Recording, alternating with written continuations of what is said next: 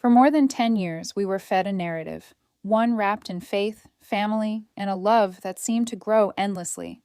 We saw them build houses, raise children, and live a life most of us could barely picture. We were told their greatest strength was their unity, their family bond. But that wasn't the truth. Their most valuable asset wasn't a home or land. It was their story, the rights to their lives, their heartbreaks, their victories, broadcast to millions. And he took that too. Welcome back to Soul Sister Wives. What you're about to hear has been quietly taking shape in the shadows of the Ponderosa Pines in Flagstaff. A tale stitched together from insider whispers, deep dive analysis, and exclusive theories that paint a picture so dark it will forever change how you see this family. This isn't just about squabbles over property lines or who gets the patriarch's attention. This cuts to the very core of their television empire. This is the story of the great TLC contract fraud. Before we pull back the curtain on this alleged multi-million-dollar deception, let's step inside the illusion, a family, but not quite partners. The premise of Sister Wives was simple. One man, 4 women, and their 18 children, all working together as a single, united household. They presented themselves as equals in parenting, faith, and finances. When the TLC deal was struck in 2010, the public and the promotion made it seem like a family contract, a windfall that would lift them all out of financial strain. We believe the network's money flowed to the family to be shared for the good of everyone. But those close to the show's early setup tell a very different story, not one of partnership, but of patriarchy, written not in scripture, but in corporate law. Sources who have tracked the Brown family's business filings for years say that just before the show aired, a new company was quietly formed. For our purposes, we'll call it what it truly was: Patriarch Productions, LLC. Legally, it may have been named something like Kody Brown Family Entertainment, LLC, or Brown Family Media. The name didn't matter. The structure did. Industry expert Eliza Vance explains this is a disturbingly common move in reality TV, especially with large, unconventional families. Networks want simplicity. One contract, one payment point.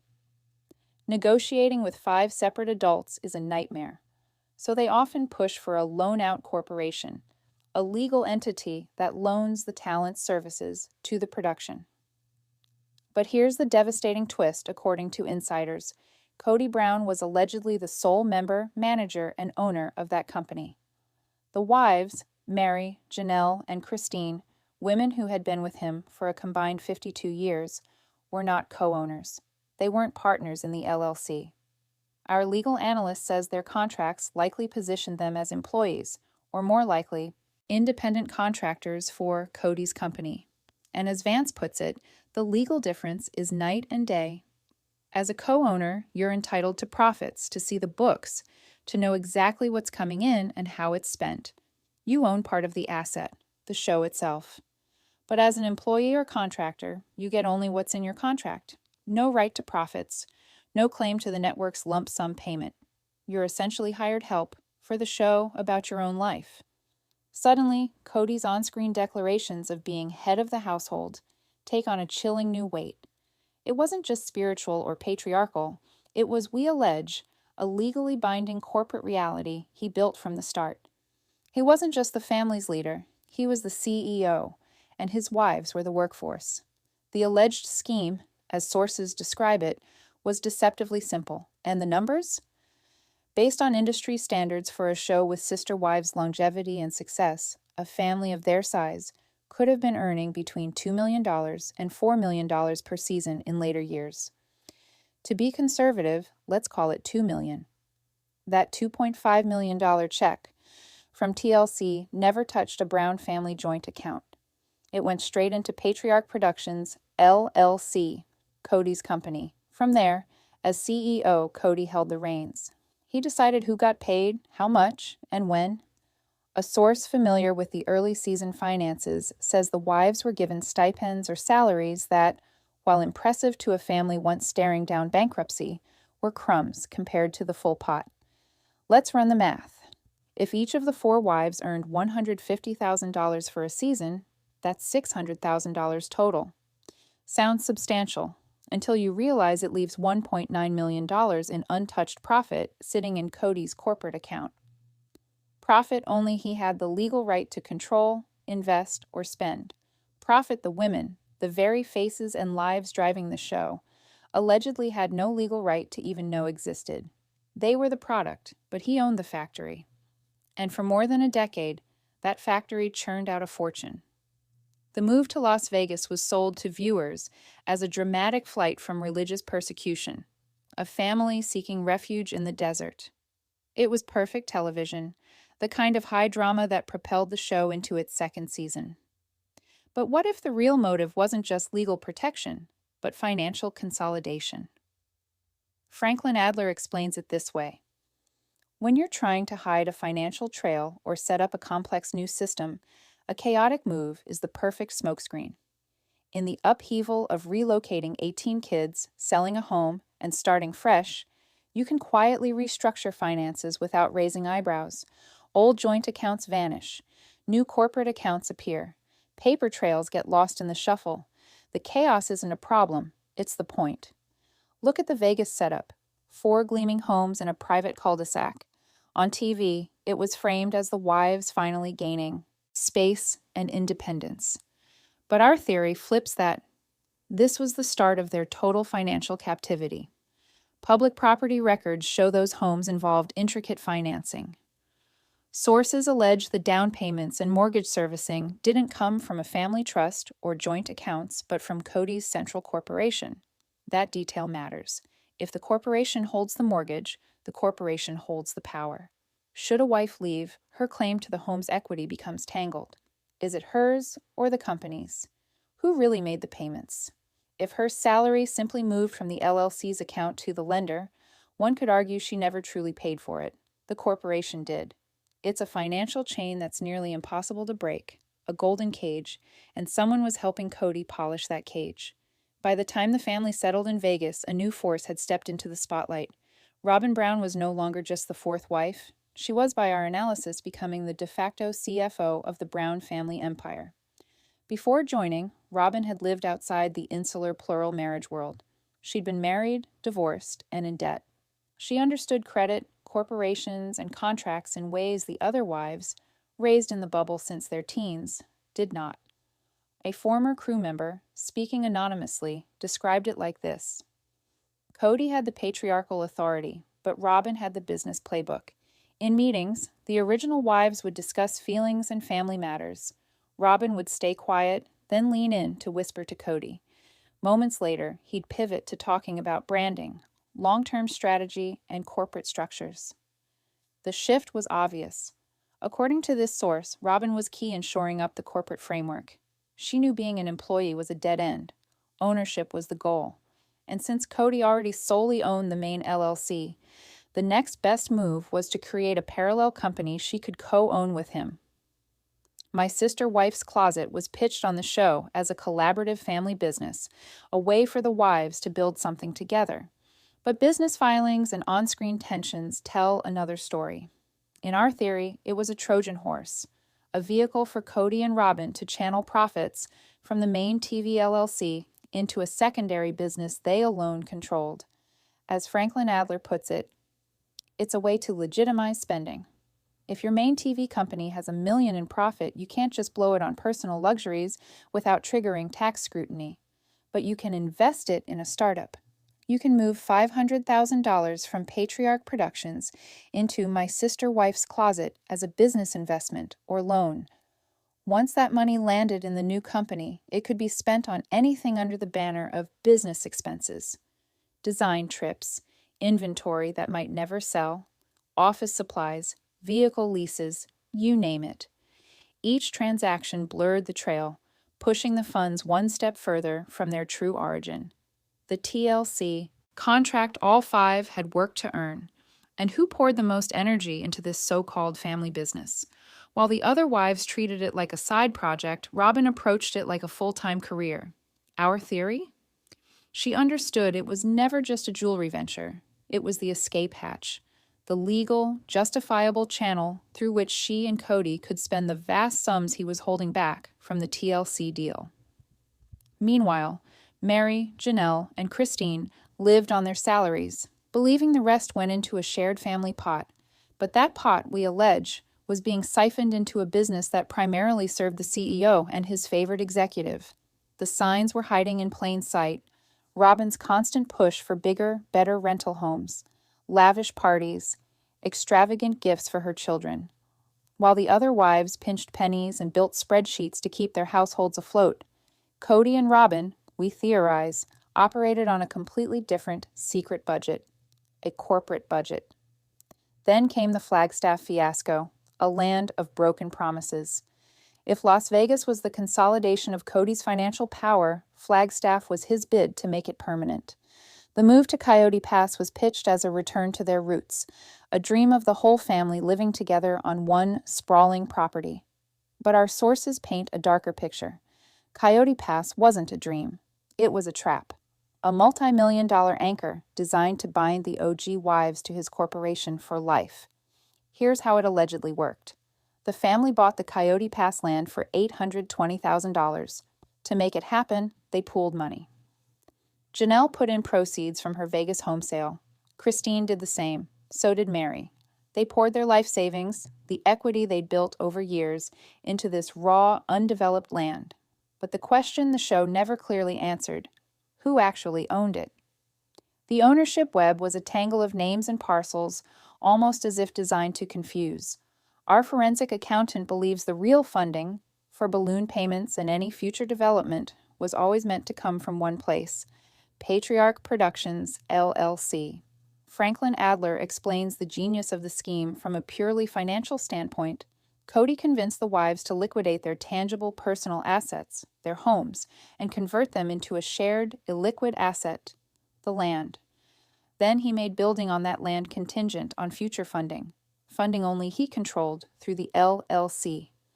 The result? The wives were now cash poor, their money sunk into dirt. To see any return, to build the homes they were promised, they'd have to go to Kody, hat in hand, and ask the CEO to release profits they themselves had earned by living their lives on camera. Under the guise of building a family utopia, he stripped them of financial independence. And when they arrived in Flagstaff, no building, no utopia. Just more money flowing in one direction. While the other wives lived in rentals, or, in Janelle's case, an RV, Kody and Robyn bought a sprawling mansion. On the show, the purchase was wrapped in excuses.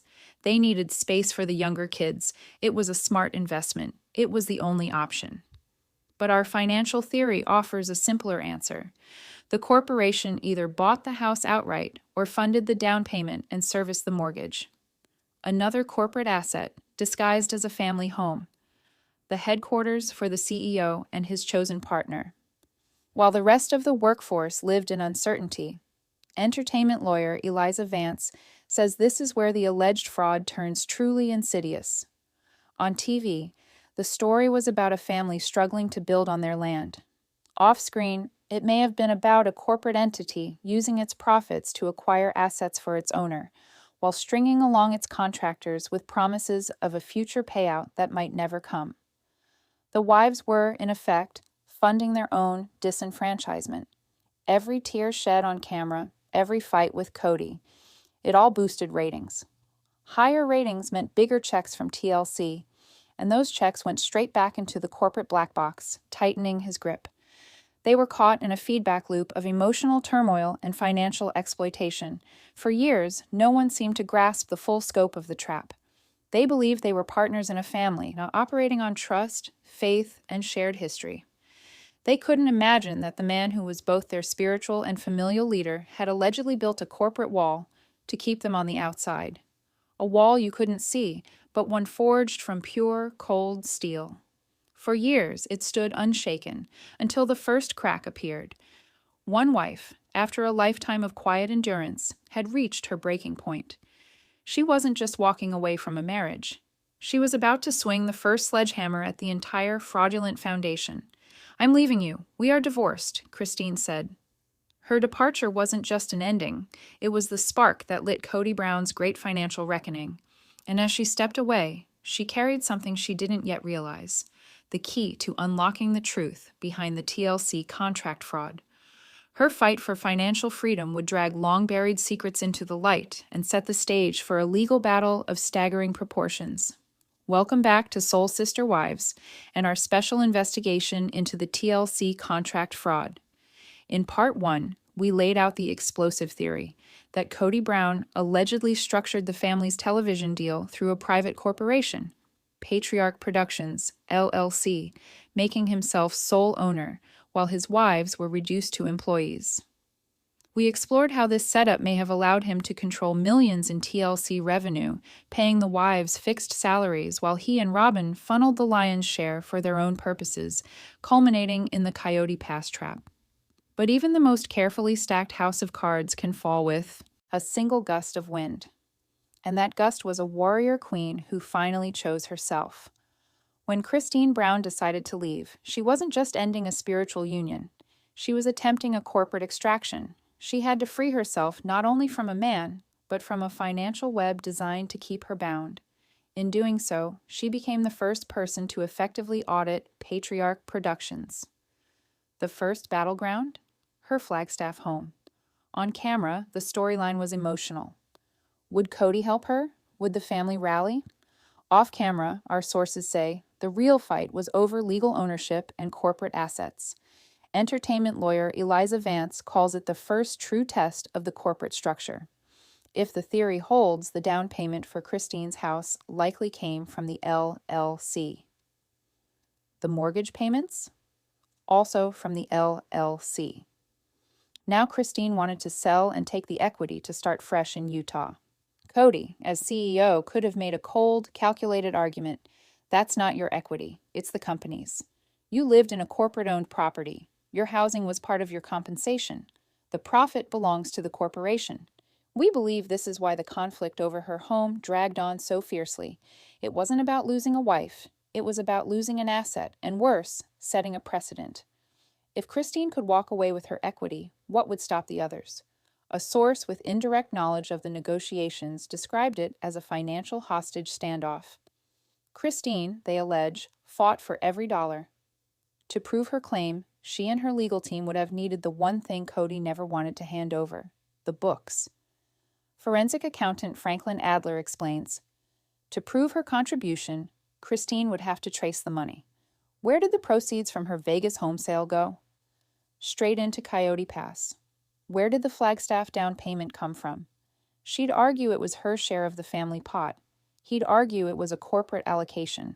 That's when you enter discovery, subpoenas for LLC bank statements, original TLC contracts, the corporation's operating agreement. For a man who had operated in the shadows, this was the nightmare scenario. Sunlight was pouring in. Eventually, the sale went through. Kody walked away with roughly $700,000. Why would Kody, the alleged corporate strongman, back down? Our source points to two reasons. First, the threat of discovery was too great. A drawn-out court fight could expose the entire corporate structure, not just to the public, but to the other wives. The fallout would cost far more than the equity in Kody's home. Second, Kody had leverage no one else did, a new contract. By leaving, she had become TLC's golden storyline. The drama of her escape was ratings gold, and the network, recognizing her newfound star power, would have moved quickly to sign her to a separate solo deal. Eliza Vance said, a solo contract changes the entire game. Overnight, Kody had her own direct line to the network, her own agent, her own lawyer. She was no longer talent being funneled through Kody's company. She was her own corporation, her own brand. That gave her leverage Kody couldn't ignore. She could look him in the eye and say, give me the equity for my house, or my new contract lets me sit down for a tell-all that will blow the lid off this entire financial arrangement. Your move. Checkmate. Kody didn't just walk away with her money. She walked away with the blueprint. She proved it was possible to break free from the corporate prison. And back in Flagstaff, another longtime prisoner was watching closely, taking mental notes. This was the financial awakening of Janelle Brown. Janelle had always been the pragmatist, the one who worked outside the home, who understood numbers, the one Kody liked to call his buddy, his business partner. The cruel irony, according to our investigation, is that the most business-savvy wife may have been the one caught in the biggest business con. For years, Janelle believed she and Kody were aligned financially. She poured her life savings into Coyote Pass, convinced she was investing in her future, her retirement, and a home for her boys. Even the RV she bought was a symbol of that commitment, a short-term sacrifice for a long-term dream. But after Christine's exit, Janelle's perspective began to shift. She saw Christine fight and win her financial freedom, and suddenly she began to look at her own situation with sharper, more critical eyes. Kody said, "You and I can have a headbutting contest, but I'm not going to do it in front of the children." Janelle replied, "It seems like I have to do everything by myself." These weren't just marital spats. Through a financial lens, they were boardroom battles. Janelle was a major stakeholder in an investment the CEO refused to develop. She was demanding a return. Kody was deflecting, making excuses, treating her not as a partner, but as a disgruntled employee. A former crew member told us that during this time, Janelle began having long, off-camera conversations with Christine. It was like Christine was deprogramming her. They'd talk for hours. After one call, Janelle returned to set with a look of cold fury, as if she'd just learned something that shook her to the core. Our theory? Christine had walked her through the alleged corporate structure. She explained that the family pot Janelle had been paying into for years might not even exist, that all the power and all the money was locked inside Kody's LLC. For someone like Janelle, who prided herself on her financial acumen, Franklin Adler says this would have been devastating. A personal and professional betrayal. She would have felt played. But Janelle is a fighter. The moment she understood the game, she would have started planning her exit. Her strategy was simple. Liquidate. Get cash. Untangle her name from the Coyote Pass money pit. This, we believe, is the real story behind her move into an apartment and her eventual separation from Kody. She was cashing out, but her money was tied up in the land. Sources speculate that behind the scenes, a tense negotiation unfolded. Armed with Christine's intel and likely her own legal counsel, Janelle went to Kody with a demand that left no room for maneuver. Buy me out. Give me back the money I put into this land, the money from my Vegas home sale. Do it now, or I join Christine and we go public with everything. Kody and Robyn were suddenly facing rebellion on two fronts. The risk of exposure had doubled. According to our financial analysts, they would have had to dip into Patriarch Productions reserves to pay Janelle off. Another massive, unplanned withdrawal from the secret fund. Franklin Adler put it bluntly, think about the cash flow hit. First, they unexpectedly liquidate nearly $750,000 for Christine. Then, a year later, Janelle demands her share, likely another significant six-figure sum. The so-called rainy day fund, the one allegedly fueling Robyn's shopping sprees and the couple's lavish lifestyle, was suddenly bleeding out, repurposed to pay what amounted to hush money. For Robyn, the de facto CEO, this would have been a full-scale crisis. "I just don't understand why they're doing this. I don't understand what's happening," she said. But through this new lens, those tears weren't about losing a family. They were the panic of a financial architect watching her empire crack apart, the fear of someone who knew exactly where the bodies were buried because she'd helped bury them. Every dollar handed to Christine and Janelle was a dollar less for her and Kody, and a step closer to the edge of financial collapse. Now free from Kody's corporate grip, Christine and Janelle could do something they'd never been able to before: compare notes. And Meri, still hovering at the edges, was listening. The three original wives were about to form an alliance unlike anything before, not bound by faith or a shared husband, but by a shared betrayal. The unholy alliance and the smoking gun. Freed from Kody's control, Meri, Janelle, and Christine began doing what they should have done years earlier: talking. Really talking. They traded financial documents, recalled old conversations, and began piecing together a 12-year puzzle. A source close to one of the wives described the process as painful but vindicating. Christine brought the hard-won experience of her legal battle over her house.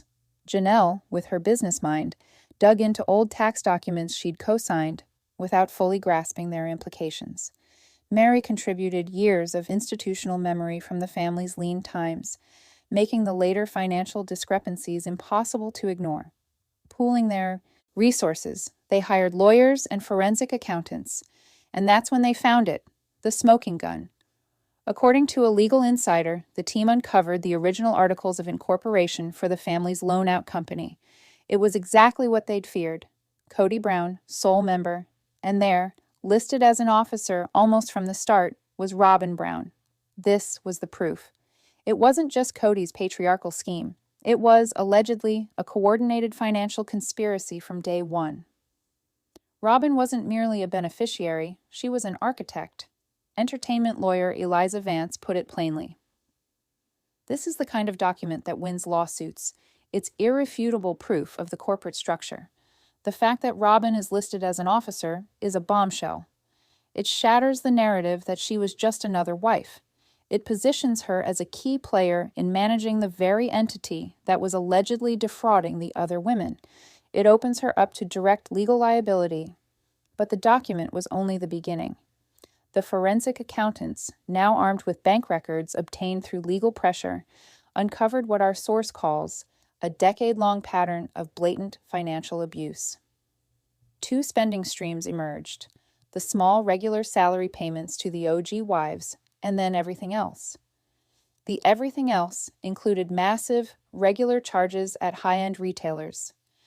Tens of thousands at Victoria's Secret, Nordstrom, and other luxury brands far beyond what their on-screen salaries could justify. Lease payments for luxury vehicles used exclusively by Kody and Robyn. Lavish vacations and trips for them and their children, never shown as family getaways on the show.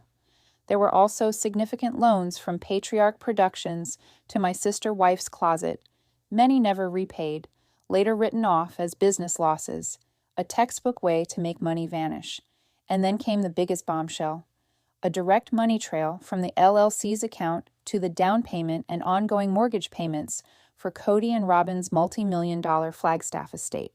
Franklin Adler, a forensic accountant, described the situation as classic commingling of funds and potential corporate malfeasance, warning that using corporate money for personal luxuries is a glaring red flag, especially when the people funding that corporation are the very talent whose lives are being sold to the public. With this evidence, the wives' legal team could argue that every dollar spent on Robyn's shopping sprees was a dollar stolen from them, turning betrayal into something measurable. Now they had it all: the corporate structure, the paper trail, the years of deception.